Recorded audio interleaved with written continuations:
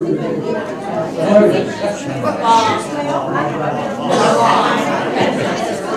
Dyer.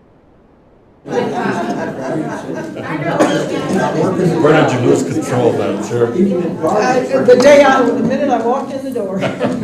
Okay, ladies and gentlemen, thank you, those of you who have stayed, and commissioners, we are going to move on to new business. And this is consideration and action to establish the amenity fees, the amenity rates for 2023. And District Manager Presley, do you want to just start, or do you have anybody have any comments before we get going on this? Bottom right. Yeah, I do. Okay, excuse me. Pardon you, dear. Down. May I have your attention, please? We didn't know we were going to have a little show along. Come on. Okay, all right, we're going to give you all a chance to comment on this, but Carrie, thank you for putting this up on the screen. I was really, I heard the consultant about a month ago, and I know he did a good job of looking at everything, but this is not Boca Raton, Florida. I have visited there several times. I have a friend who lives there, and I've been in Florida quite a bit with an RV all over the state of Florida, as well as I live in Texas and Arizona. Now, this is a resort course. Our courses are 27 holes, are a resort course. My son said, Dad, that's a muni course, municipal course. No, it's a lot better than a muni course. And I want to thank Kyler and John before him, and Lauren and others who work at the golf courses. We've been really nice, and all of our other amenities. But I was a little bit shocked to see how high they are. And I was going to buy a yearly membership this year, and I just looked at this today, and if anybody has some extra money, I might be asking for a loan. But I think, I just think that there are some good things that he had to talk about, but I'm not sure with, and Alex mentioned when he was up the microphone about the ultraviolet system for the water plant, sewer plant. That's another $750,000 we've got to look at. And I'm not sure that we could even come near to paying for some of this, but I'll just let go of that, I'm sure. Yes, what Commissioner Brown is just talking about is this. We had a study done, and it's kind of one of those, as people have said, if we build it, they will come, and none of us are in the mood to agree to that. We all know Holiday Island, and we know our limitations, and while there are very good ideas in here, we are going to discuss fee structures, and we will leave it to Danny and the golf operations and the golf manager to kind of review the non-financial aspects of this report so that we can make improvements in operations all over. But what we are here today for is to discuss the fee structure for all of our amenities. Not only the golf course, we have the swimming pool to discuss, the rec center. Let's start calling that the sports plaza. That's what the sign says on the way down here. I think that's a great idea. The sports plaza. Actually, Chairperson, sometimes naming has a lot to do with the success or failure of endeavors. And in fact, the first thing that I was going to identify relative to the golf courses was to remove the name club. And I've talked about this to this group before, but it's offensive to a lot of people. It also gives the implication that it's private. Yeah. And none of our facilities are truly private. Yeah. They're semi-private. And, to remove names, to rename The pool facility has the sports complex or the sports facility. Sports I think- Plaza. Sports Plaza. That, we wouldn't even have to redo the sign. There you go. And so I think that's a great idea. Okay, moving right along. Mr. Commissioner Prince? Surratt, Yes. just a quick comment. I think the money that we spent to have the golf study done was good. We needed somebody to come in and look at it with different eyes, somebody that knows the golf world. However, I think almost all of us, I certainly agree with Ken, that Holiday Island is not the same as a high-dollar Florida community. The density of population that we have is much leaner, and so there's a lot in here that I'm not sure that we're going to be able to implement to the point that he's Right. talking about. Right. I personally, and I'm a non-golfer, but I thought the par 3 course on the island was just a fabulous idea. I just don't know where we'd get $1 million to $2 million to do that. So, and that definitely would be low ball. Yep. But I think all of us recognize there were some benefits to this analysis, and then there's other things that we've got to look at in a different fashion. I would just suggest that we might want to have people in the community, the residents that want to talk about their comments before we go into a deep discussion. That's a good idea. Could we set the stage just a little bit for this though? Because I know this has been a very, very popular discussion on social media. And our critics running in full high gear, But let's clear up a few things. Number one, this was not an audit. Correct. It was not an audit. It was a consult that we asked for. We asked this gentleman, he came highly recommended, and I think he deserves what he's, his credentials are extremely good. Yeah. But we asked for that, and we paid him not $25,000, not $10,000, as some people were saying, not even $6,000, as I read this morning. What did we pay him, Danny? $5,000. Equal. And That's expensive. it's, That was a bargain to have this man come for 5 days and spend it here. He made some very good recommendations, and we'll be talking about that. Yeah. He also recommended some things that frankly are not in our pocketbook. Yeah. And we'll be talking about that. But hopefully it helps you understand that this was our choice to get this kind of input. It wasn't something that was mandated or an audit. So let's backtrack for just a moment. And I will say that I have copies of emails from Randy Tabler and Mr. Vern Anderson, who is here, and I heard from Colleen Sjogren, and I have emails from Dan Keys and his personal aspect view of this, not speaking as the mayor. And so I know Vern is here, and he has a few comments. Do you want to say a few words to us, please, if you would address us? And then we will kind of run through the public comments for anyone else. Madam Chair, do you want Yeah, to but- continue with the 3-minute rule? or- Yes, should we? Oh, God, I can't say things in 3 minutes. Well, you should- I think Vern might want more. Okay, Rules I'll is try to be rules. a lot quicker. My comment from my wife was, "You're kidding me. You sent this big long paper to them?" You shortened it down. So anyhow, the point of it here is that I am part of the HiPro team who's been trying to market, advertise, help out the HISA group, get ads out. I think we do a good job of that, and we've had a lot of support from the community. We've had a lot of people give us $50 and for several years to use in trying to get our program done. And I think the results, we want to take credit for the fact that we were in a disaster in 2016. Houses were sold for $70 a square foot, and then they're now way over that. So anyhow, we've done that. So So anyhow, I've had to read a lot of stuff, look at a lot of ads and things, and I'm gonna say that this. We're in Retire Magazine, had a survey for readers a few years ago.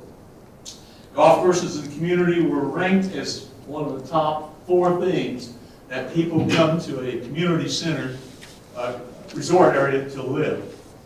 And why do they do that? Well, most all of them said, oh, we don't play golf. We don't play golf, but we might.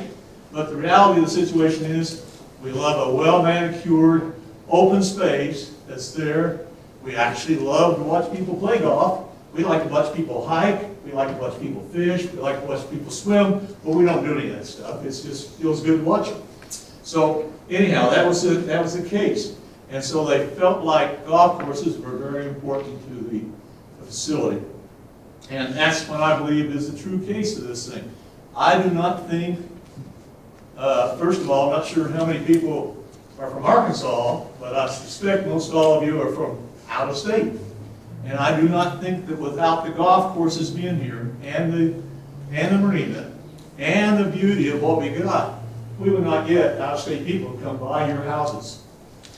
We turn over houses really fast because we unfortunately die fast. We wait too long to retire and come here to a wonderful place like this, and so the houses turn over. We have to have new people coming in, and if you're going to rely on people living in around us to buy your houses, it ain't going to happen. You're going to be paying this $60 and $70 a square foot when you have to sell your house. We have to bring outside people. They like golf courses. It makes them feel well. That's it. That's it completely. And now we need to make sure we can do our best job to make it a reasonable cost. And I agree that the fees, punch cards, get rid of them. Discounts, get rid of them. Raise the fee somewhat, but we've got to get rid of those. But I do want to take one direction here. I don't know what the loss is, but this $700,000 is just stupid to be showing up on the internet. Yeah, it's not right. I did a quick review, trying to use Bob's numbers there, and it looks to me like potentially you might lose $300,000 this year. Okay, $300,000 is what golf, and by the way, I included restaurant business in that.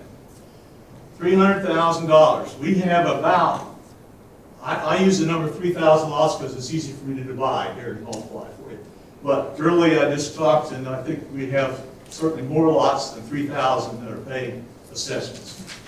But let's use 3,000. It's a low, easy number for us to all look at.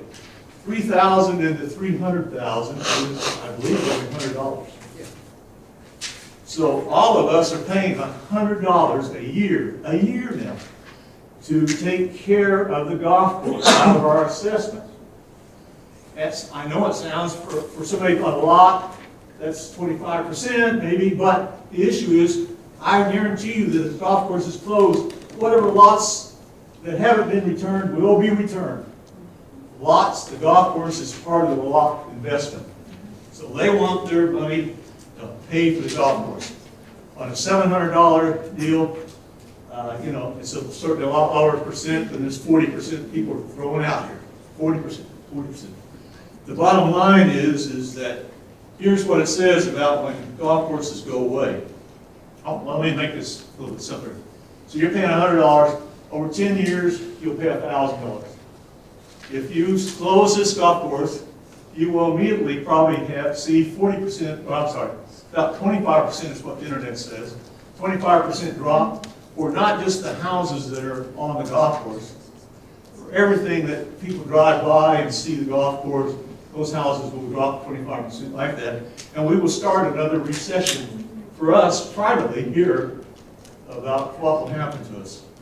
So anyhow, the issue would be, I think $1,000 over 10 years is a bargain compared to taking the risk of losing a housing property. These people are here for the job of protecting our property, and that property includes your houses too.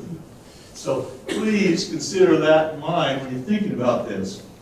So it's a low buy compared to the fact that probably, I don't know, 200 to 300,000, maybe the average price of a house now, all these increases in price. So, if you lose 25% of it, you could be losing $50,000 that you maybe planned on whatever. give it to your kids for their inheritance.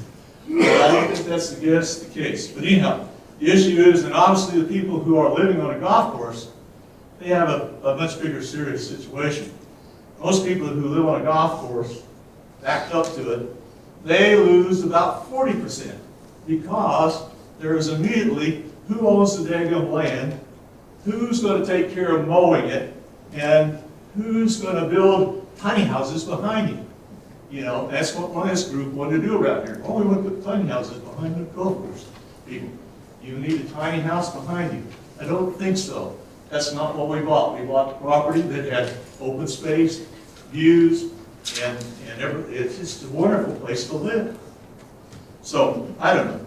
I'm overselling this a little bit, probably way past my 3 minutes, but I have a whole lot more to say, so if anybody wants to talk to me, come find me. I'll be glad to talk about it. Thank you, And I Mr. probably won't Anderson. say that.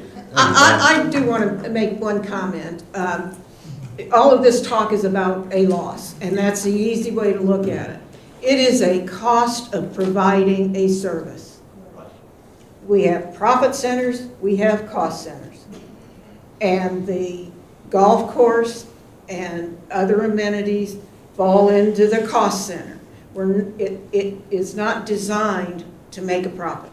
It's designed to provide for our community at a cost. If we can reduce that amount, that subsidy, great, and that's what we want to do. But let's look at it in realistic terms, and that's what I have to say there.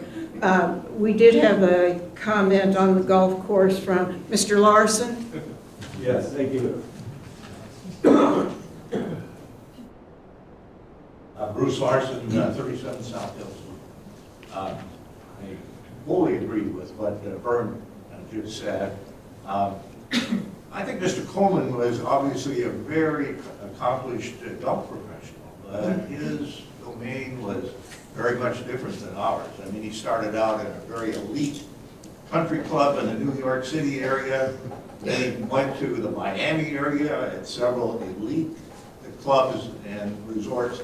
So it's, you know, pretty much a culture shock, I think, for when he came up here. He was the only one here in a suit. Yeah, Suit and tie. I think he did make some good points. For example, about scheduling the golf course. And, you know, some of that was the decisions that board had made in basically turning over the golf course to the leagues. What were the objections of the golf professional back at the time? And, you know, when I came here, and unlike what Vern said, people didn't come here early enough. I've been here for more than 20 years, and I've played golf for more than 20 years. When I came here, the leagues were managed by the golf pro, by the golf shop. There were no shotgun starts. The league would schedule tee times so that they could fit in people who prefer not to play a league or outside visitors. Now, you know, as Mr. Coleman points out, 4 days of the week, there's no way you can get a preferred tee time unless you want to play in a league. So I think he made some good points that ought to be considered in the future here, but I think he made some very substantial errors in analysis and judgment.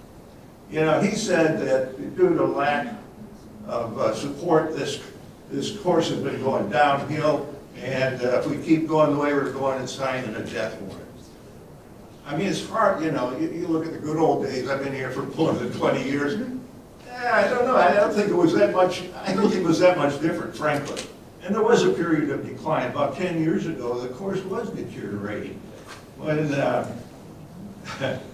then we changed superintendents, and it turned around dramatically. Yes, yes. Uh, No question about that. And I'm not sure how they did it, because back when I came here, the staff was twice, and they didn't, they refused to do any seasonal people. The staff was twice, and I think it's a couple of things. They're smart, they've been trained on the latest ways of managing, and they're motivated, and they're organized. So, I mean, I give them so much credit for what they've done. So, rather than a death warrant, I think we're really on the right track. But a death is nowhere near the horizon for this golf course. Another place, just an example, he said the driving range should be closed because it's losing money. His analysis was that we took in $6,000 in revenue and we issued 39,000 dozen balls. And he said, well, half of those would be lost, so we'd have to buy 20,000 balls, which would cost $9,000. If you just check the records or ask somebody, you'd find out we didn't buy any balls. In fact, I don't think, that range has been here for 10 years. And just before Barry left, he says, outside of those I bought initially when we opened it, I've never bought a range ball. And that's because, two things, look, 50% aren't lost. But golfers, when they get some old balls or they go down there and hit them on the range, so we replenish them. That doesn't cut mustard at Boca Raton, but it works great for us. Mr. Coleman presented some information on other golf courses, but, some multi-million-dollar courses at Branson, that's not valuable to look at that. It's a whole different ballgame. He said he did the courses within 50 miles, but he admitted one that's probably most similar to ours, the municipal course at Monette, which is an 18-hole course, a nice course, and there the senior pays for an annual $545. It's compared to our $750. The only one on his list here that's somewhat comparable to us, and it's actually fairly comparable, is Canksville. And he showed that as being 800 and, can't see without my glasses, but $930 for a membership. But he doesn't mention that that's for a family. Our family membership is $1,200. So, in fact, on our website it says, oh, this is the cheapest golf in the nation. Well, it's not. It's probably around where it should be. Maybe it could be a bit higher, but anyway, I think you should not pay a whole lot of attention to Mr. Coleman's recommendations on the driving range or the golf tees. I think you ought to consider some of the scheduling possibilities. Thank you very much. Thank you. I think on the driving range, the consideration has to become man hours to maintain it, as far as that goes, and that's a discussion, again, for operations and Danny, but there's an awful lot of time spent down there picking balls and mowing and doing things, and that would conceivably free up the fellow that is working part-time down there now, free him up to do other things on the course or over here on the. It just cannot be free, and there probably should be a cart fee added to whoever drives the cart down, $5 extra fee, or they should double the price of the bags. It just can't be a free item for anybody, anybody. But we will get to that. Anyone else have any comments on the yes, Mr. Sullivan?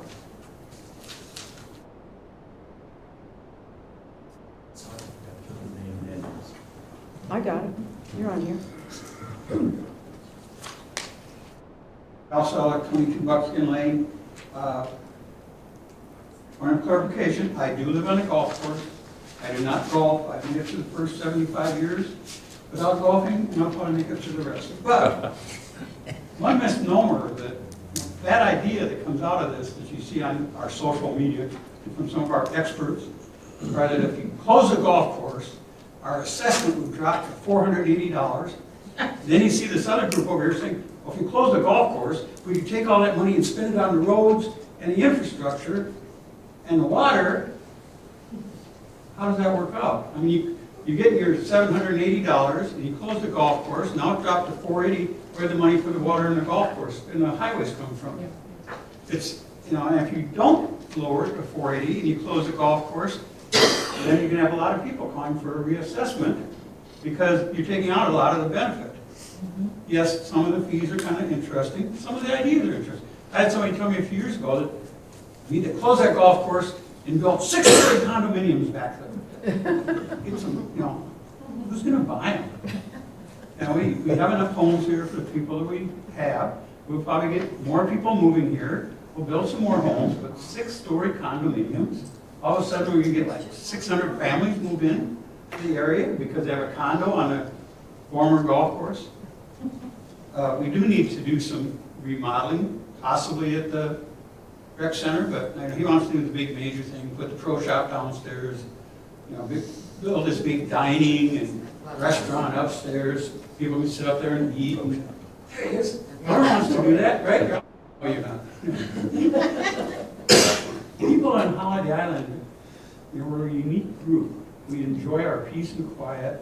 You don't see a lot of people going out and eating in the restaurants that we do have. Where are all these people going to come? They're going to have enough income to support this restaurant.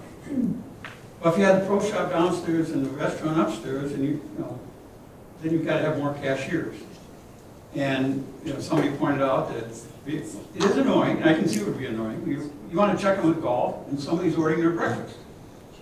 Well, maybe instead of moving everything around and redoing the whole thing, maybe you need a second POS register upstairs. And if the cashier is busy, taking an order for breakfast, maybe somebody could step up. Maybe Lauren could step over and sign in a couple of golf. If I'm not cooking. If you're not doing, but it'd be less expensive than remodeling everything. You put all the pro shop. So the other golfers come in and check in, and you see the shirts and stuff right there. The people from the other courses, and like I said, I don't golf. I know a lot of golfers like to. Every course they go to, they gotta have a shirt. Add to their collection. And maybe some of the prices do need to be reviewed on the meals. We're getting a very reasonable price there. Maybe some of it needs to be reviewed. Maybe coffee needs to go for $1 up to $1.25 or something. But those things could be done. If register added, this guy's got he's got some great ideas, but as Vern said, it's not really all in our budget at this time. Thank you. Agreed. Thank you. Okay, anyone else? Yes, sir. If I can get my butt out. Well, we can't help you with that. I can't sit that long. And by the way, Mr. Elwood also sent us, we appreciate your Yes, you time. did. I'm sorry. I'm not gonna read it. I missed it. I live at 14 Holiday Island. I do play golf, not very well, and I do live on the golf course. Oh, well, I know. Of course, I sent all the board my comments, which are about 2 pages of bullet points, and I'm checking them off as these guys are talking, so I don't have any left. So the only 2 comments or 3 comments I want to make is, first of all, I moved here 9 years ago. Don't let anybody tell you this course is deteriorating, because our greenskeeper and his predecessor have improved this at least 100%. Won't mention the previous greenskeeper's name, so it is improving. There are some areas that give us lots of trouble. And I put together some things, and I'll talk to Lauren sometime about, or whatever it's worth, some of the ideas I've got. We've got to bring in more outside play. That's the only key to closing this gap. There's always going to be a gap that's in South Florida. We're not going to make this a profit center. It ain't going to happen. But if we can close the gap to a reasonable amount, like Vern said, I think Vern said $100 per person, that's reasonable. So I'm going to make the comments I didn't comment on here because I hadn't seen that before. Last time we made significant increases to the cost of golf for members. I think you lost about as many members as the increase would cover. So you might want to keep that in mind. For me, I play a lot of golf, but not that much. For me, if you increase my family to that kind of amount, I'll pay a daily fee, it'd be cheaper. So Mr. Oh, Oh, that's my Elwood. only comments. I'm sorry to interrupt. I just want to give some context Oh, to what you're that's- seeing that's up a here. goal. This was the data proposed by Mr. Coleman, I saw not that. from me or not from this board. So I just want to put that into context. Keep in So- mind, we've got a lot of, because I play in all, not all 3, one of them I'm not eligible for, but I played in Coops and Kimgut. A lot of the Coops especially, they'll never buy a membership. They only play 9 holes here, 9 holes there. True, there are a few of us that play 70 rounds of golf a year. It's a hell of a deal, that's all I can say. But be careful when we start looking at the cost of increases. And one other little comment, putting the carts in those little barns every night would be ridiculous. Because they won't fit. Thank you. I don't know, that was part of our lease agreement, that's. Anyone else? Okay, we are going to close the public comments and move on to, somewhere in this proposal, there was a quote of how many people, what the attrition rate is anyway. I mean, that just by nature, golf courses lose players every year, and I don't remember where I saw it. It was about 10%. Yeah, that's what And I, I don't know if I think it was a 15. significant increase in our pricing would drive away 12 or 14%. There will be attrition regardless. I think Mr. Coleman, though, in his presentation in this room, went on after he gave us that little tidbit to say that since COVID, golf play has substantially increased. Yeah. That people now are looking for more outdoors activities, and that young people in particular are going to golf. And I think that's important. An offset, yeah. That we, and I will say from my windshield observations from my house, looking at play on the golf course on the 18 hole, the number of outside players, people not from Holiday Island that are playing that golf course, over half of them probably, Lauren, are young people. Lot People of, lot of, 25 and under, aren't they? 30 and under. Yeah, 30 and under. yeah. Yeah, I've noticed that They hit the hell out of the too. ball, too. Yeah. They don't know the rules, so. Some of them be a little behind then on their etiquette. but Plenty of they this are around.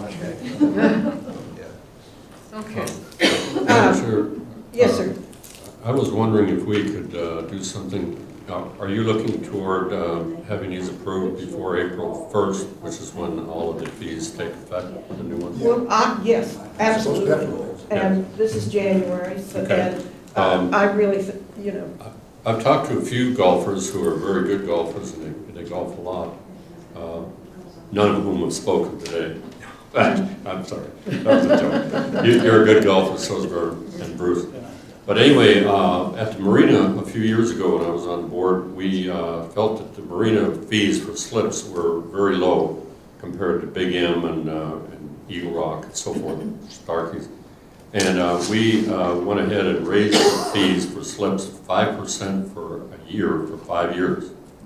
And I think the 5th year is now, and we've just signed a new contract with the operator there, Colin.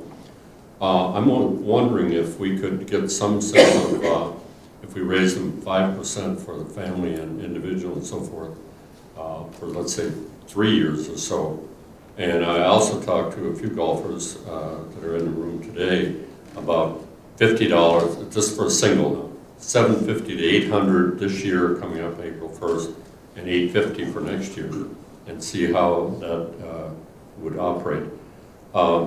Carrie, I talked to our friend Miss Clave, Marilyn Clave, several years ago, and she said, Ken, when we raise fees 5%, she was an accountant and a bookkeeper here, she said we lost 5% of the golfers every year. Now we're losing, it seems, more because Grandpa's going up to Michigan to live with kids and they're passing away and so forth. You know, so I think we've got to be careful that we don't raise them so much that we're going to take away those that want the punch cards. And I know, Vern, you said, Mr. Coleman said, get rid of punch cards. I'm with you. But I think we could make it fair, and I think we could say that the people that were saying we have welfare golf and so forth nonsense, that we could show that we're raising the prices and we're keeping it affordable, and also, like you said, I thought it was a very good cost center versus operation center. So this is a cost center. The golf courses cost money. And one of the things he said was that we needed to add 1.6 million, Kyler, to your operation. he wanted 20 people to run the 27 holes. You'd be sitting back in your easy chair. But yeah, there's certain things that there's no way that we could afford, but I think we could afford 5-10%, and it's not gonna kill anybody, and we have a nice course to plan.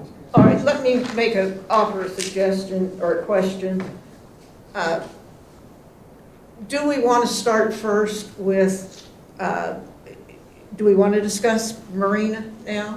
I mean, we are here to discuss the amenity fees. Yeah. And should we start with things that are relatively easy first? Do we want to talk about the Marina fees first? I think you got an awful lot of golfers here that probably want to get out. Yeah. Okay, I do. Okay, Let's talk with And you may about, not have, I don't think you can get them solved today. to be Yeah. honest with No, you. no. no, I think it's I good. don't think so either. But I was kind of looking at the Maybe your timeline. interest should be the trail fee, that has, the Yeah. stickers are Well- out. I don't know if we're selling stickers or not. Okay, that being said, let's work on the golf. And then we can, next meeting, we can concentrate on the other amenity fees. Okay, sounds good. one of the things that the people that contacted me mentioned was that we should just eliminate the punch cards as a discount. Now, if you wanted to sell a 10 punch at the regular rate, that makes sense, because it's Just probably for faster convenience, yeah. to check in somebody, you know, if you Yeah. have a punch card. Yeah. But to get rid of the discounted punch cards, that should help. Yeah, I agree. That was one of the main things that I picked up on that, and I think where we're going to get the most bang for our buck is with the non-property owners. Perhaps raising their cost some. Let's talk about not a pass, but just what, if you wanted to, the other thing that was mentioned, particularly in Mr. Coleman's report, but I think in some of the emails I got, was eliminate having two prices, just have a golf pass. And whether you play the 9-hole or you pay the 18-hole, you just buy an annual membership for golf. That also would kind of simplify things. I think that's what we do now, don't we? No, there's actually different prices. Yeah. We allow you to buy a 9-hole one, or we allow you to buy an 18-hole one, or you can buy the package deal. There is- Yeah. Okay, I guess I didn't play the 9-hole enough to know where I stood on that. Lauren? So for the, we do currently do that. So for the 18-hole, whenever you did purchase the 18-hole, you had access to the 9-hole. But what Mr. Coleman was referring to is the relativity of the cost of both of them, right? It doesn't make any sense. Because the 9-hole rate is $550, and the 18-hole rate is $750. Got it. So how does that really make sense? If you're getting twice the golf course, and I'm not trying to despair, I mean, I don't know if doubling is the right name, but maybe just combining both, and that's just the rate of golf. So 1,200 and you have access to both courses, or somewhere in the middle between that 750 and that 1,200 number, and you just have access to both courses. So whether that number be 1,200, 1,000, whatever you think is the fair price of that, I think that's what Mr. Coleman was referring to. Thank you. And just simplifying the whole thing, as opposed to having the option to purchase the 9. Because we only have about, I want to say 10 to 13 people that buy the 9-hole course by itself. And I mean, I understand they just live on the 9-hole, so they can drive their cart out onto the course, and it's convenient for them. But I mean, it would be nice for them to have access to both courses, and it would add a fraction, you know what I'm saying? It would actually be more cost effective in the long run for them as well, really. They'd have more access to the course. And we'd also have another place to kind of, when we are limited on tee times, have somewhere to send people with the 9-hole. And then, Mr. Dyer?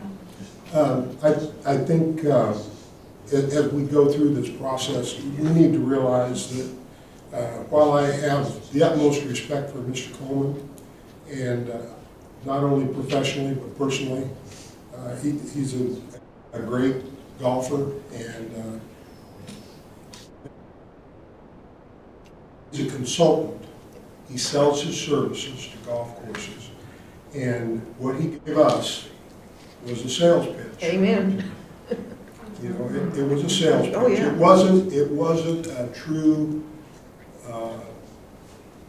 I guess, evaluation or whatever without emotion or whatever. He was trying to sell his services. Absolutely. And he made some commitments to us. He, in fact, did a follow-up letter after his presentation here. He said, I really want to come to work for you, and I guarantee you, I'll make you profitable in the first year.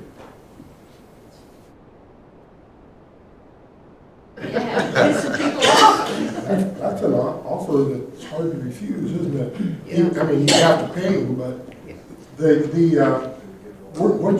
what you need to look at is that nearly every element of his plan are very, very substantial financial input from us. Right. And I'm talking millions of dollars. Yeah. And Yeah. while I'd love to just turn it over to him and say, let us count the money, that's probably not. I'm not sure if we build it, they will come, will work for us. No, but, now all that said, he gave us some pretty important things, and let me, since we're talking about pricing, the fees for golfers, when I was in business, we oftentimes talked about what we called the McDonald's principle. McDonald's, when they entered the retail food market, they taught all their competitors a lesson. You damn well better price like McDonald's or you're not going to be in business. And it's probably a lot the same in golf.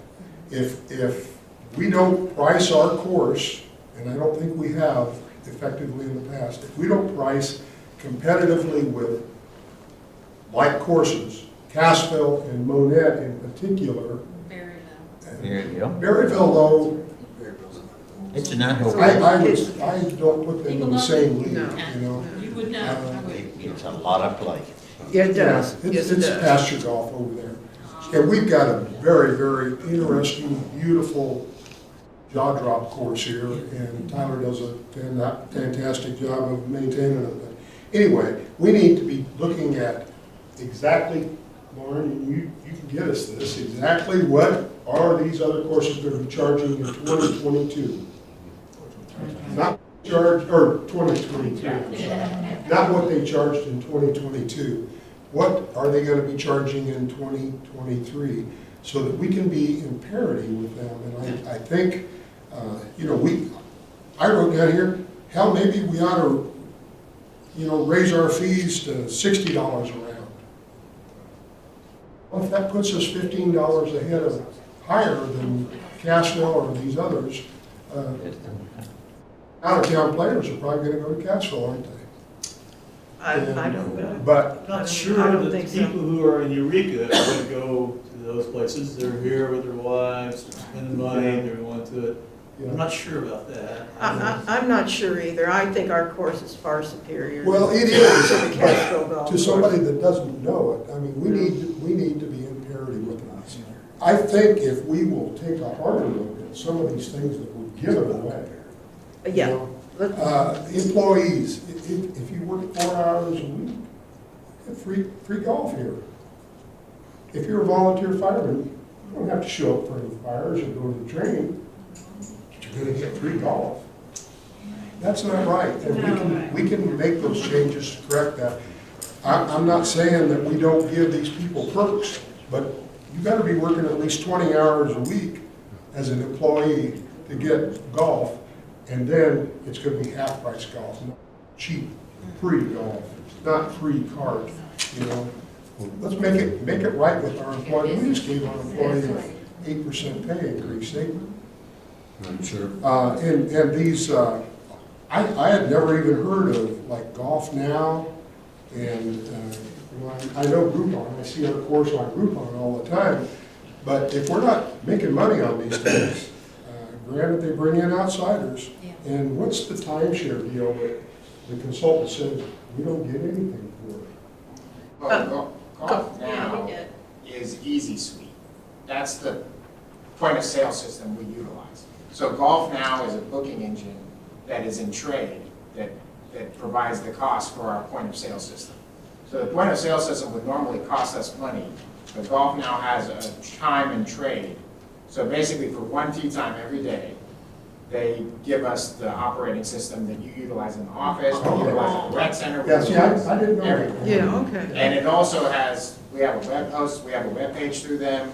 I mean, it provides a lot actually for what they get. Okay. But they're able to sell one tee time and trade, basically per day. And then everything else that we book through Golf Now, we get paid for. Okay. So Okay, it's and we just- set those That clears prices. that up. We set those prices, correct. Madam Yes. Chair, Yes, may I just, Lauren, down to talk with people who come in Sure. from out of town to talk. What are the typical people that you talk to from out of town? I'm like Vern, I assumed that it was men who were playing golf because their wives were in Eureka Springs shopping, and so they're out here, you know, spending the afternoon. Am I incorrect on that? I mean, we see a lot of people from different avenues. I mean, we see people from Fayetteville and Rogers and Branson that live there, that come, that work at golf courses, that just come here because it's more affordable, honestly. We see those people from Eureka too. It would be a lot. Something in Mr. Coleman's report does reflect what Bruce was saying, the scheduling, where we're scheduling these tee times Monday, Tuesday, Wednesday, Thursday. Monday is a maintenance day. Like Tuesday, Wednesday, and Thursday, we block off basically till, on average, 11 o'clock. So no outsiders can play until 11 o'clock. So if you're a visitor visiting Eureka Springs on a weekly vacation, I worked in Eureka for 20 years as a manager at a restaurant. If you don't have a seat at a restaurant or waiting for a table by 4 o'clock, you're in the hour wait list. That's basically what you're going to experience. And they have responsibilities to their families. I don't think many golfers come out in those days, on Tuesday, Wednesday, and Thursday. If they can't come out in the morning tee times, they're not going to golf. They're just not going to golf. So those days we operate basically as a private course. Friday, Saturday, Sunday, we're a public course. And you see that reflected in the play on Friday, Saturday, Sunday. It's booked nonstop. Now, I'm not sure, I know that most of the time people are going on vacation now. It's like a week, at least during the summer months. So, I mean, I think those things that Bob referred to, I mean, we'd have more Eureka visitors coming from that. But we see people from Fayetteville, Rogers, Branson, anywhere in a 60-mile radius basically come to us because we do have the quality, honestly, for what we're getting. We're much better than Cassville, in my personal opinion. I played that course. Monette is comparable, but that's a municipal course. And there is a lot of large farms there. I think a lot of that money comes from personal people, right?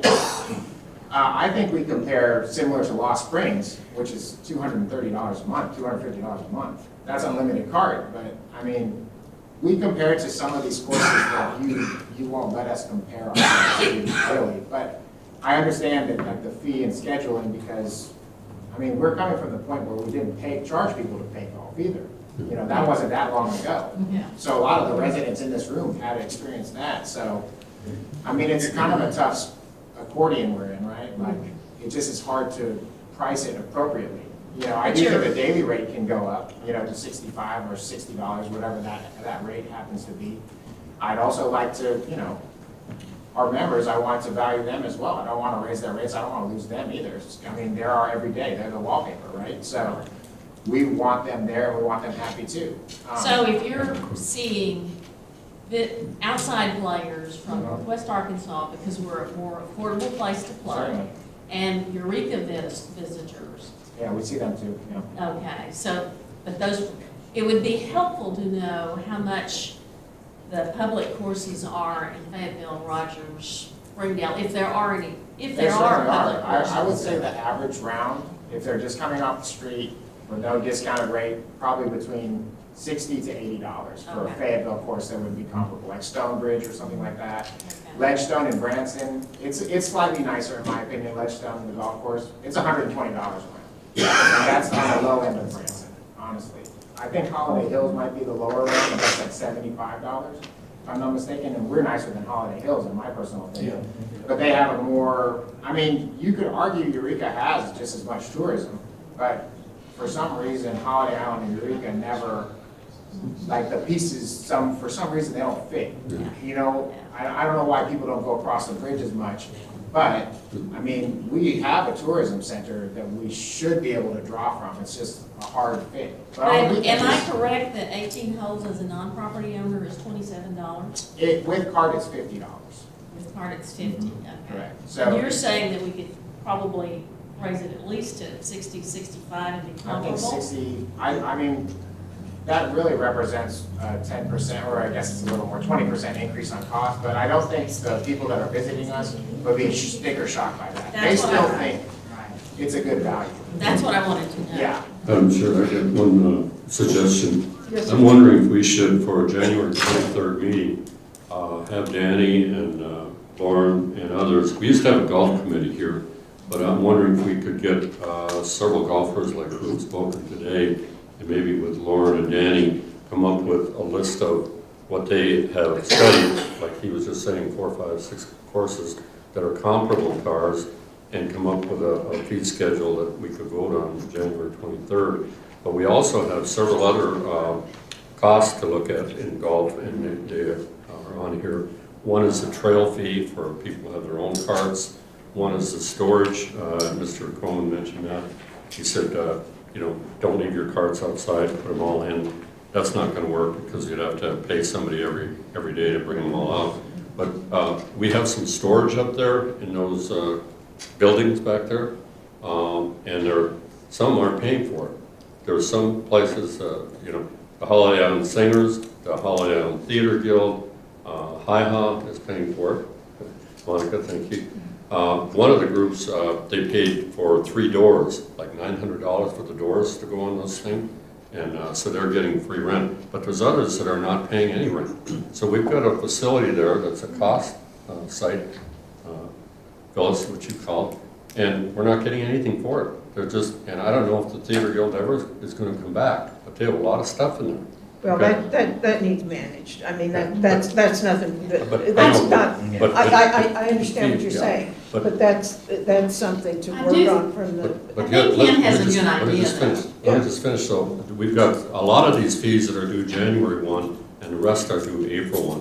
If we have a fiscal year that goes from January to December, I don't know why they were not all together.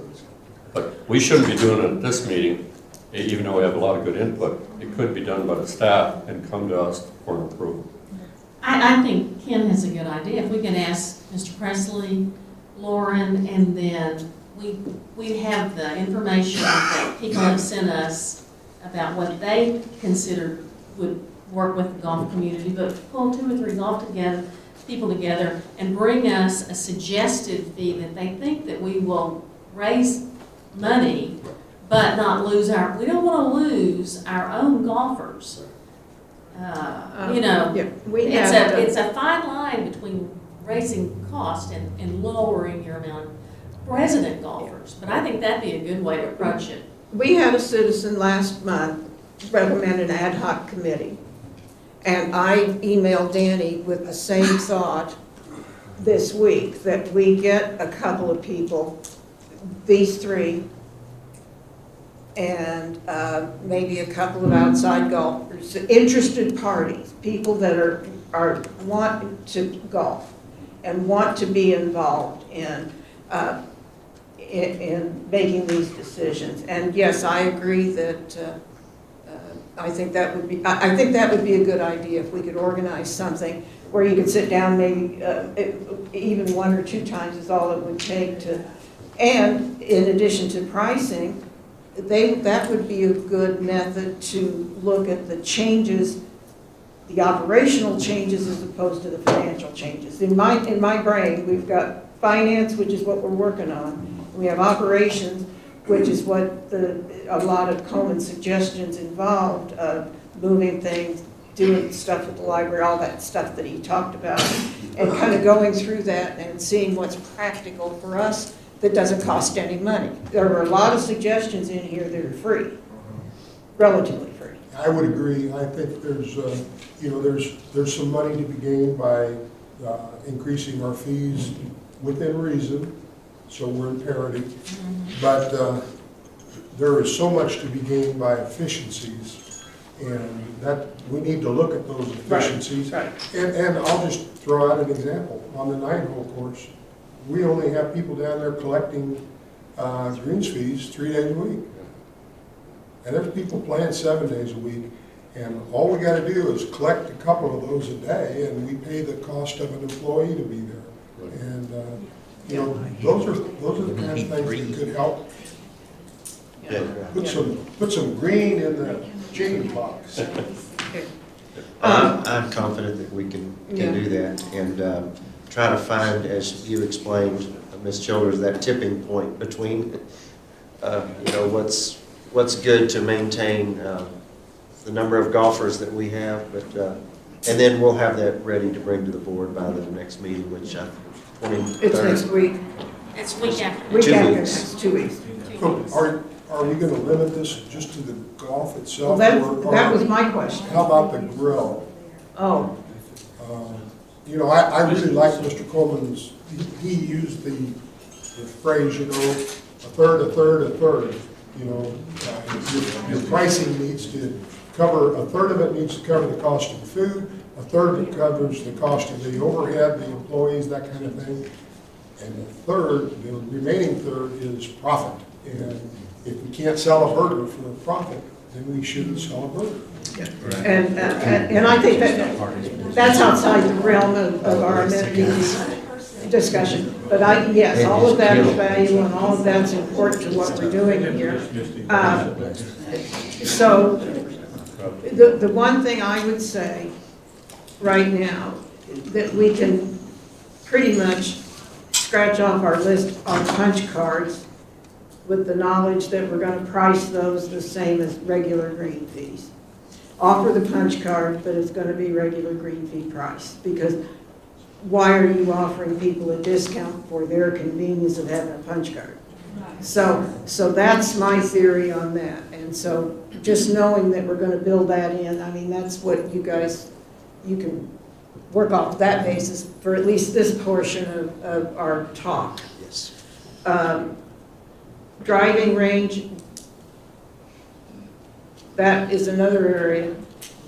There again, I would count on the council of that committee Yes, to that's, offer suggestions. I mean, that's those are where- the ones, those are the people in the trenches that know how it all Yeah. works. yeah.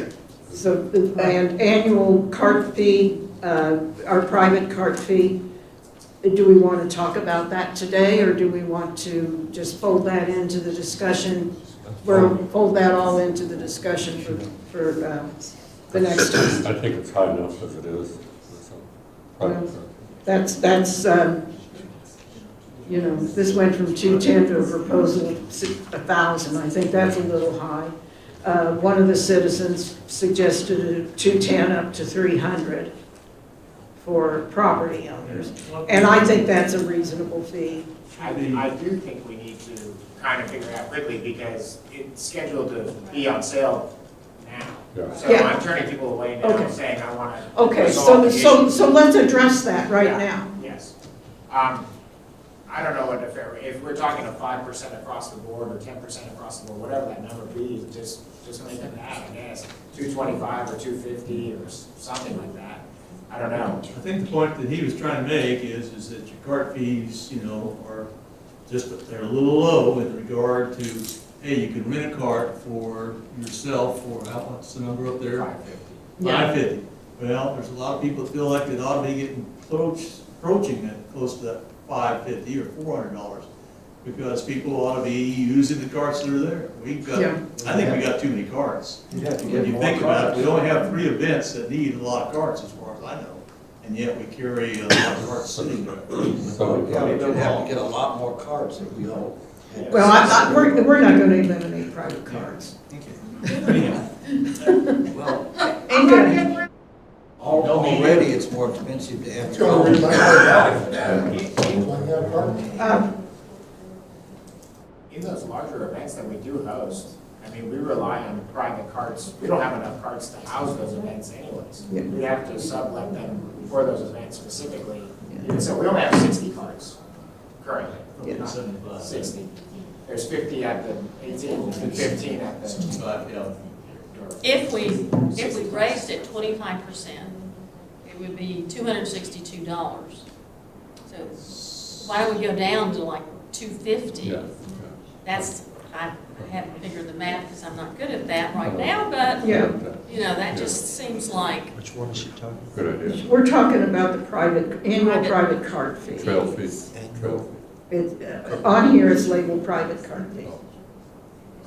Private cart fee? Wouldn't it be great if that's what they changed the name? Yeah. Okay. So that's at 210. And if you increase it by 5%. Would you like the motion? I don't think you do, that's, I think it's. Well, no, I increased it by 25, it got 262. Oh, that's what I did, was 25, and we got to 262. So if you So drop it down, $250, is that a reasonable? Yeah. I think so. 250? What is it now, Bruce? 210.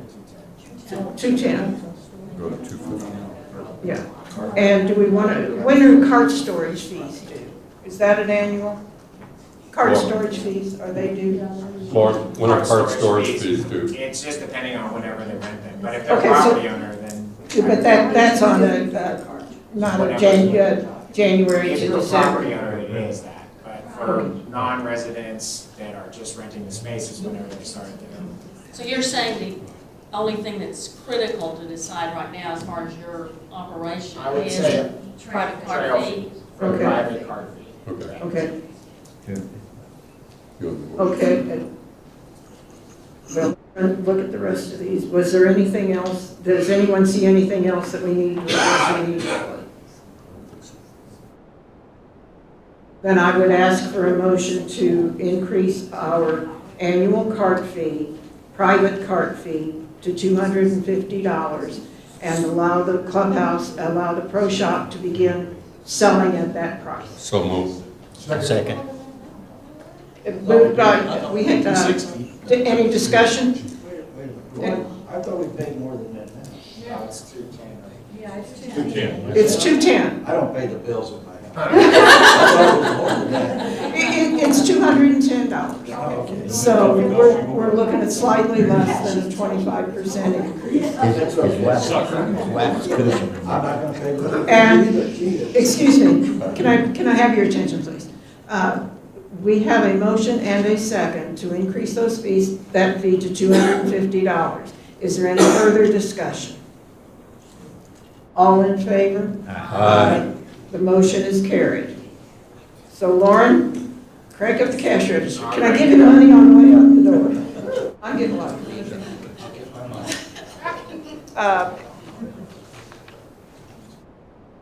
So we're good to go on those things, right? Yes, ma'am. Anything else, Mr. Presley, that you want to feel the need to discuss offhand? Swimming Swim pass, do we want to talk about swimming, or? No, I don't think we have to do that. pool. Well, I know we're We got lots long of into time. this meeting, so. Yeah, it's true that we don't need to worry too much about swim passes right away. So can I just recap? So for the. May I have quiet, please? May we have your The attention? meeting 2 weeks from now, well, you've got a lot of work to do within the next 2 weeks.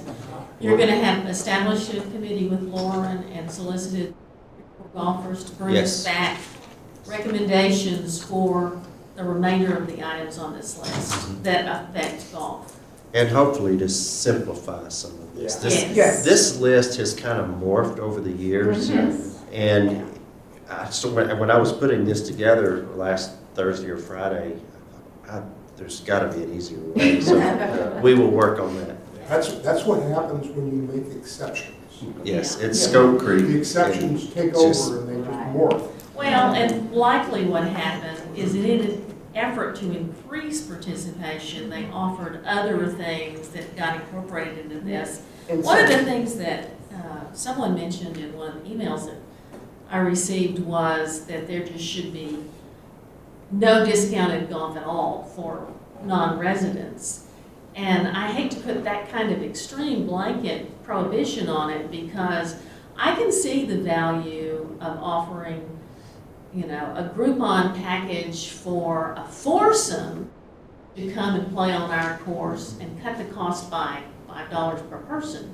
You know, that might draw people here who haven't been here before. So, you know, I think we need to give some flexibility in that because we want to bring in, you know, we want to bring in those new golfers. We want those people from Northwest Arkansas who love our course. It's gorgeous, it's got beautiful views, and once they get here the first time, maybe they'll come back. But that in organizations, to get organizations elsewhere to come here to do tournaments, that will, there should be a discount there to get that to happen. And that sort of thing, yeah, Agreed. get the exposure. Exposure is. Well, and to your point, Larry, that is really critical in our situation because unfortunately, we're limited by the court based on the 2015 lawsuit to a very, very small amount of advertising money. And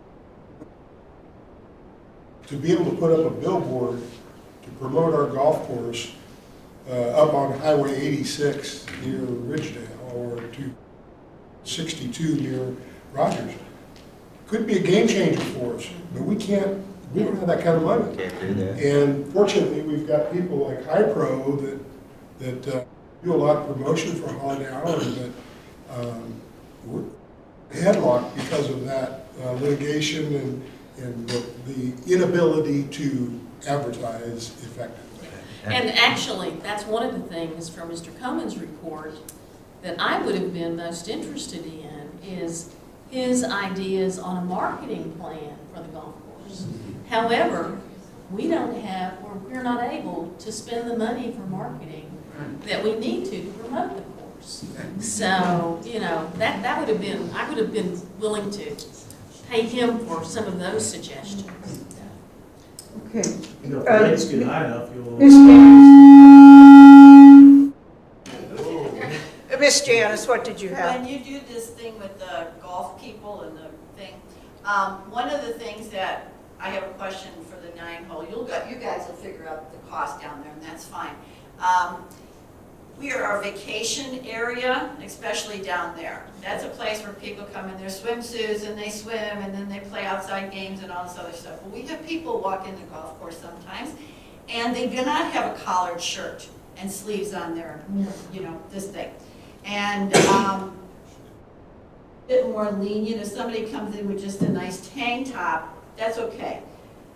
But I have a couple of employees that will, like, they send them home. And I want to get, and you know, this person will send them home because it's not what the code says. And I said, but this is a vacation place. I don't want anybody out there with a bikini top on, okay? I will not allow that. And a lot of times, you don't see these people. They have a shirt on when they come in, and you know, on the 18th hole, all of a sudden, they're out there and they have a bikini top on. I see it from the back of my house, too. And because What do we you don't... got against bikini tops? I'll tell you, they have little, you know, yoga little tops and all that, and those I don't think are appropriate, but a tank top is okay, in my opinion. But again, we don't have rangers to go out there and stop somebody. And so once they leave our area and they're out there, you don't know what they're gonna take off. You don't know. So when they walk in, if tank top, okay, sleeveless, you know, I don't stop them. But that's the rules of golf, is not the way it's supposed to be, but we are a vacation, 9-hole, little fun course down there. And I just want that to be said to us what we can allow. Well, how do you want to work with Danny on those? Or Whoever. or I can come to the session too, yeah, there's a yeah. couple of things to Anything ask. like that you want to talk about, let's feel free to get, well, you do, you know the ropes. If it works But, at Walmart, it works here. And to address Bob, you know, and I've been hearing too, we aren't down there every day because the golf is not that much when when the weather changes, you know, 30 degrees, nobody comes to golf. People who have an annual pass I will give them a key so that when the nice day is there and we're not there, they can come and take a cart and golf. Now, some people who see other people say they just pull up a car and get out and walk. Now, they're not using one of our carts. Maybe, I don't know if they have any, are they from visiting? I don't know. Again, that goes for when we're there until 8 o'clock at night or 7 o'clock. We don't see, you know, they can go out after that too. there's no way of stopping it. Anybody walk that? They walk the course, you know. That's always. It's just, it's not easy to do. I want to bring up one last item, and that is the closing the rec center, the operations center over there for 3 or 4 days a week. Why is that a good idea financially, or the use of our golf course and facility? Bob, you brought it up. Well, I wasn't on the board when that occurred, Well- but what, are we just saving money on clerks, or what? When it all started was, somebody wanted to close it completely. Okay, so when you close it completely, I have no access to computers, I have no access to phone, people want to schedule some place to rent. I was doing at that time, this is pre-COVID, where you had a calendar that went out every month, which I'm starting to do again when these clubs and organizations starts. So, you know, I said, well, what do we do? You gonna give me a phone at home? You gonna give me a computer at home? I mean, or is it just a shutdown thing? So they agreed to the 3 days, and we keep the hours down. And on days when it snows and it's icy, none of us go down there. You're gonna take your life in your hands going down there. So that's the reason. Should we take a look at it again, Danny? You know, what, it just seems we've Yes. got, and we're gonna Yes, build a we should. beautiful new rec center down there, and it's a shame that it's gonna be closed for 3 days a week. Well, but last month, we took in $522. I mean, you have one person sit down there, you're gonna pay them more than you took in. I mean, that's the other, there you have the other thing too, we're sitting down there. I mean, you don't have golfers that come in all the time, I have office work to do, but I come in, I give 2 or 3 hours, the other person's staying for 4. But if I come from Fayetteville tomorrow, let's say tomorrow's a closed day, and I've got 4 people, and I wanna rent 2 cars, and I wanna give you $130, I can't do that, right? 'Cause On the door is my phone number, so if 4 people showed up, I maybe would come down here if I was home to let them in. But if there's a lot of ifs there. You know, to stay open every day, I think you're gonna lose money, because there's nothing to do down there. There's nothing. Well, I think that's something that we need It's to gotta be a business. discuss, because we It's need gotta have a to, business mindset. in my judgment, we need to err on the side of customer service and find a way to make that available. And I understand there's gonna be times you're gonna lose money, but that's the cost of good customer service, and I would be okay with us losing, you know, whatever it took to Ms. have Irby. it staffed. And if there's just one person in there at a time, we don't need, 2 or 3 at a time to keep it open. There's pickleballers. We've been playing almost every day. We've had people coming and playing pickleball. They can't pay because there's nobody there. So there are a lot of free services goes out of there. And I understand both points. Yeah, thank you. Thank you, I hadn't thought about the pickleball thing. Yes, Ms. Bishop? Thank you, Mayor. If you're not a property owner, you have to pay. Yeah, John 50 Laney Drive. Commissioner Dyer, I'm finally here to address this. Would you like to tell us how much you had as far as money to do in advertising before the lawsuit? Truly, I have no idea. You had no ability to advertise. And I hear this all the time that you're restricted. You had no ability to advertise. And your committee, your negotiating committee, they are the ones that came up with the 2%. So we gave them what they asked for. I hear it over and over again that you're limited. You have more than you ever had. Kathy, I hope you didn't think I was pointing fingers. I wasn't. I said because of But people don't understand. I didn't assign blame to anybody. All I'm saying is that we don't have the We had that funds restriction. that a normal business would have Absolutely. for promotion and advertising. And that's unfortunate because so many of the elements of the plan that Mr. Coleman provided would depend upon good quality, effective marketing. And I do agree with you. I just wanted to make a I point that never intended to point. they could have asked for more and didn't. Thank you, thank you. At this time, we've been here quite a long time, I feel like we've gotten a lot done, and we've had a good meeting. The scheduling agenda, our next meeting, Commissioner comments. I thought that's what we were just doing. We're horse. We can't tell. I beg your pardon.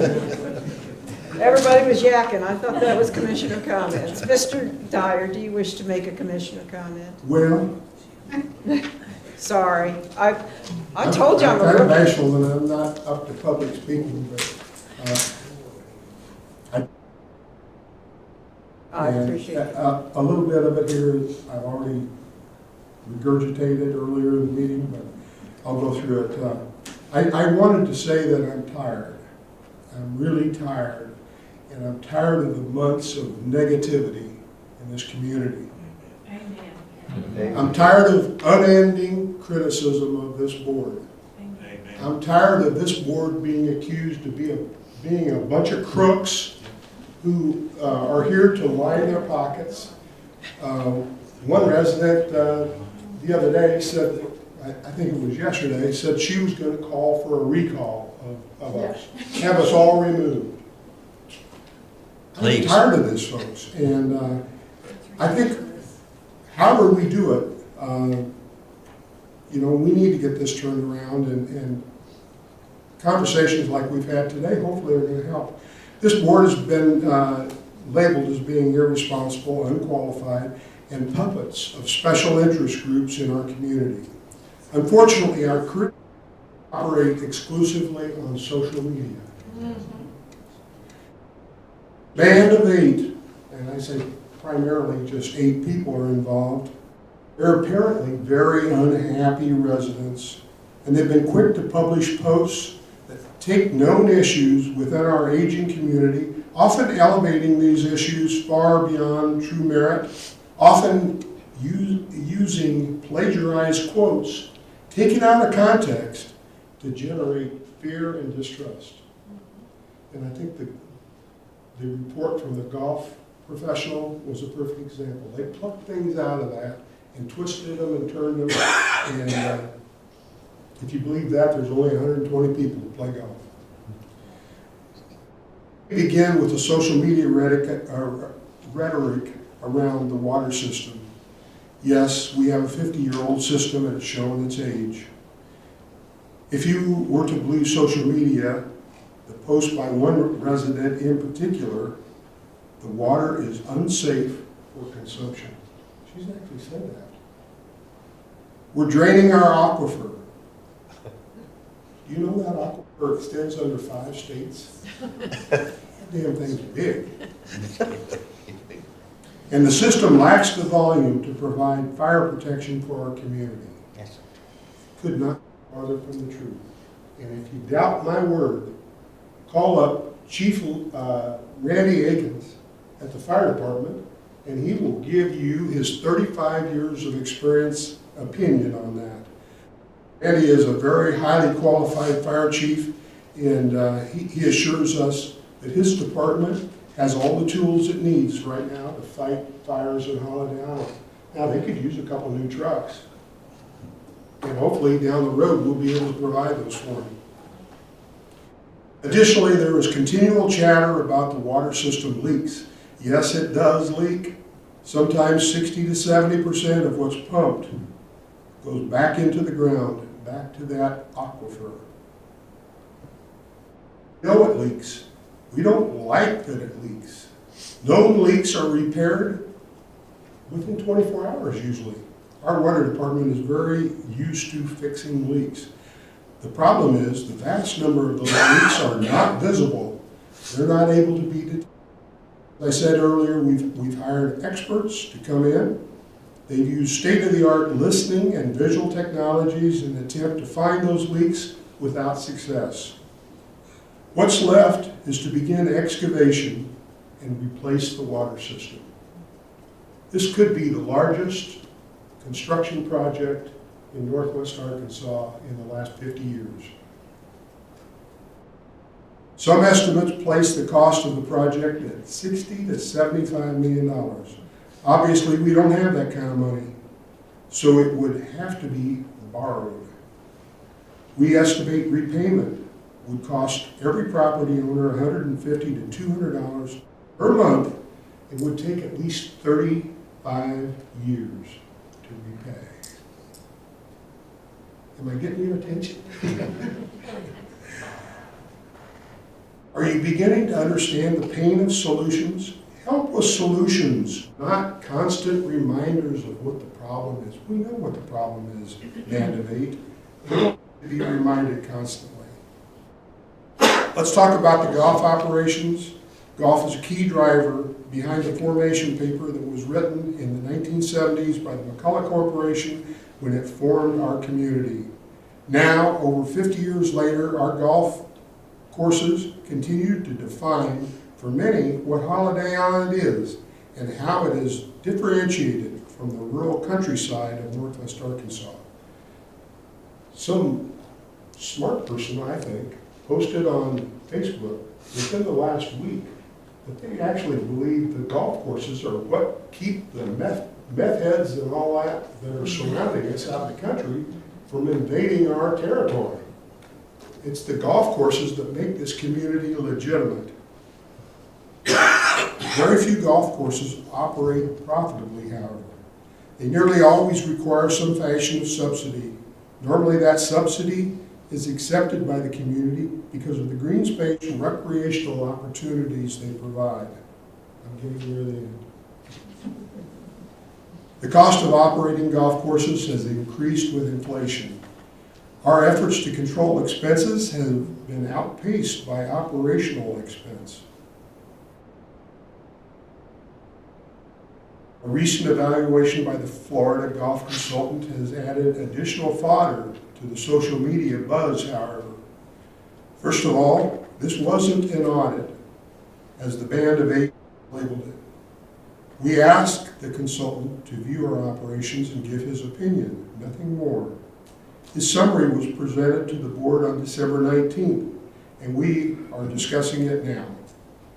Some of the recommendations are worthy of consideration, others just don't fit his Florida environment background. My point is that the Band of Eight have taken Mr. Cowman's summary, cherry-picking numbers from the summary, and accusing the board of gross mismanagement is both terribly wrong and extremely judgmental. Publicly stating on social media that this board is made up entirely of golfers. Not. Not. There. Once in a while, and 3 days a week. so 1 out of 5 is a true dedicated golfer. I shot that down. Making golf operations discussions to benefit ourselves. We're doing this to benefit ourselves, lining our pockets, and other golfers that it just could not be farther from the truth.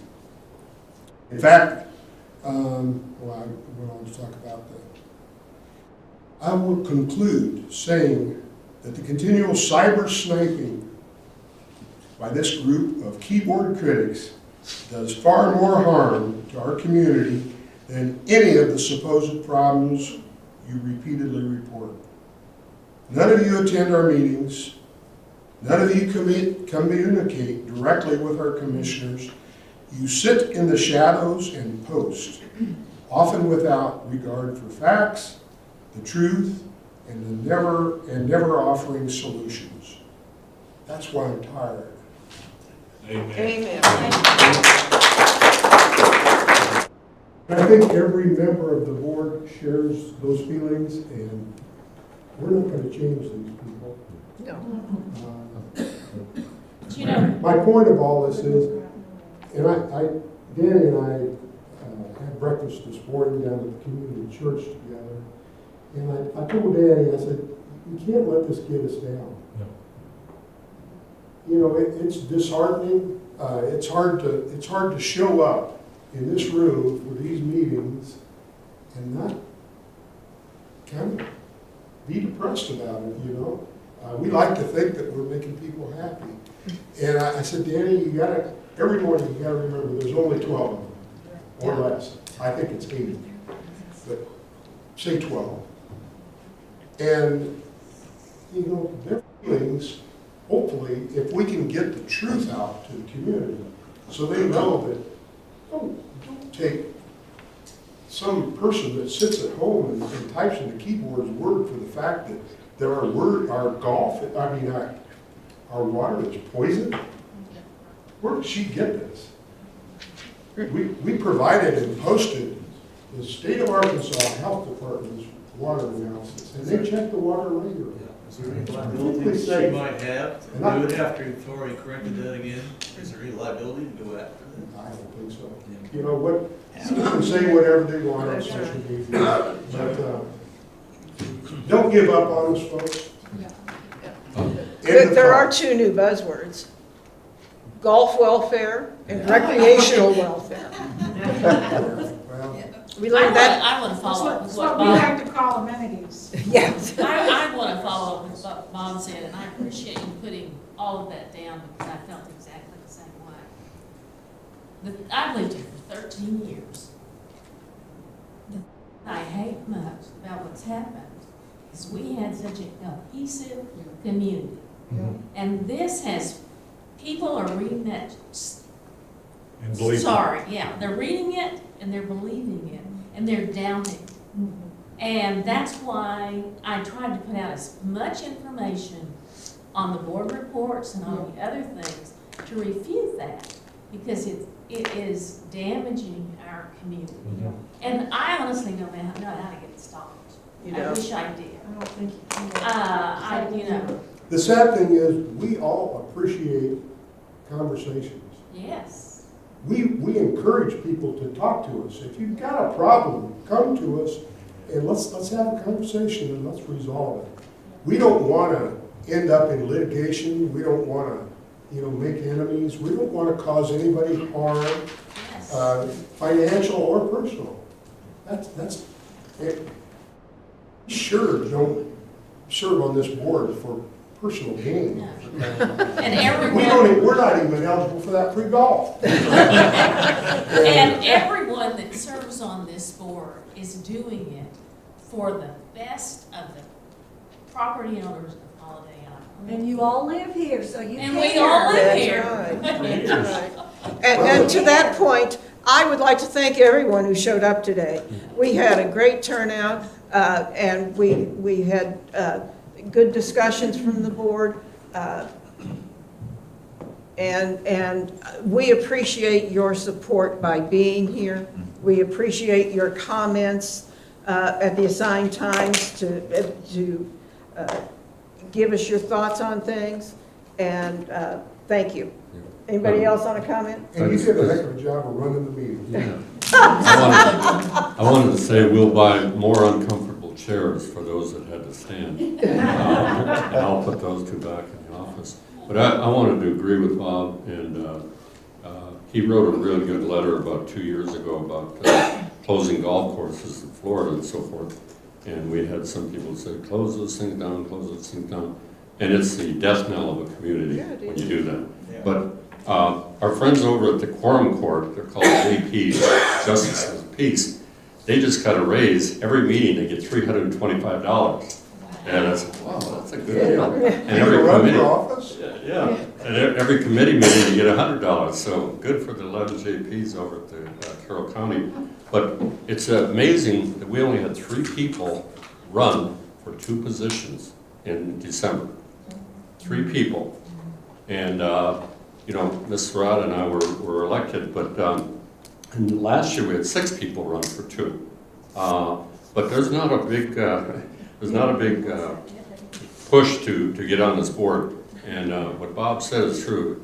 You take it personally because the only reason we do this, and I've done it for 6 years and 1 month now, 12 hours and 3 days. But, the only reason we do it is to make it better, and why we moved here. Judy and I moved here 16 years ago, and we're going to be here as long as they don't carry me out in a bag or an urn.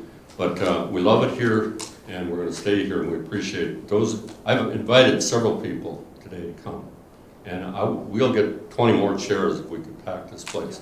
And we appreciate your comments and your expertise, and that you like it here too. Thank you so much. Yeah, thank you. We came to because we appreciate you. Thank you. Thank you, AJ. Right back at you. Any more commissioner comments? I'm hoarse. It's been a long, I think I have time for a conversation with Evan Williams when I get home. Does everybody know that Mr. Stamps was the keynote speaker this morning Oh. at the Yeah. community church? And a great job. Fellowship? He did about an hour and a half presentation on the origins of Holiday Holland, which was extremely interesting. And I'll tell you, that man, he remembers names. I can't remember people I met 50 years ago, except for you two.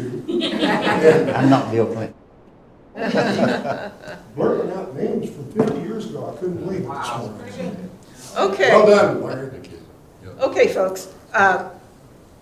The next item on our agenda is agenda scheduling, and our regular meeting will be at 9 a.m. on Monday, January 23rd, 2 weeks from today. Is that a work session or a regular? That is our regular meeting, regular meeting. Again, I want to thank you all for attending our special meeting and so we can get things passed and taken care of. Thank you so much. Do I hear a motion to adjourn? So moved. Second. It's been moved and seconded, moved by Mr. Dyer and seconded on either side of me. All in favor of adjournment, say aye.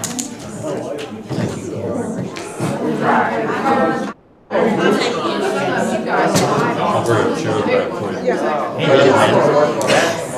Oh, yeah?